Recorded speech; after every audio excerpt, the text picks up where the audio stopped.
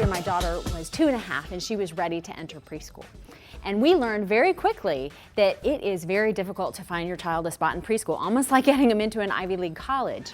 It's just, there are no spaces available. So I happened to get lucky one day. We'd been on a couple of waiting lists, but no dice. And I was on the playground with another mom who mentioned that her school had a spot available. So I called the school and they confirmed, yes, it was true. So I said, hold that right there. I'm coming with my money. 20 minutes, I'll be right there. So I drove up to the school really quickly and I handed them my money and I said, great, wonderful, we're set. So I called my husband on the way home triumphant. I said, yay, I found Riley a spot for preschool, I'm so excited. And he said, well, that's great, honey, and how much does it cost? I said, I don't know, and frankly, I don't care. And he said, what do you mean you don't care? That's an important part of the process. And for me, obviously, it wasn't. So we got home that night and we started researching the school's website.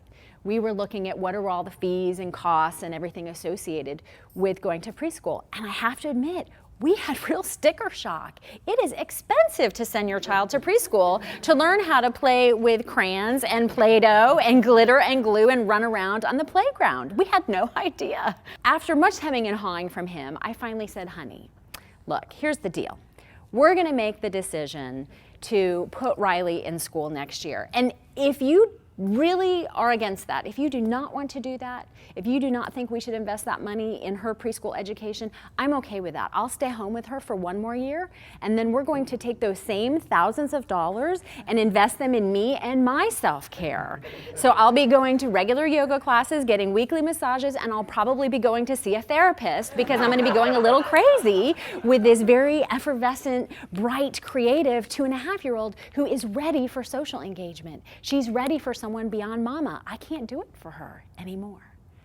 Needless to say, my husband acquiesced, and the next morning we enrolled Riley in that preschool, and I'm delighted to say that it has turned out to be a great fit for her and for us. So, I share this story with you as a reminder that as you're thinking about self-care decisions for your family, it's so often not about one person, it's about the greater good. It's not about a short-term decision, it's about long-term planning. And it's really rarely ever about price, it's about value. So in our case, we were able to end up with a win-win-win. It's a win for Riley. She's happy, creative, curious, talking a mile a minute these days, which is great. She's now 3.5. And it was a win for me because I'm happy that my daughter's happy, but I also was able to return to work after being a stay-at-home mom for a period of time. And my husband's happy because I'm happy. And that old saying that if mama ain't happy, there's nobody who's happy.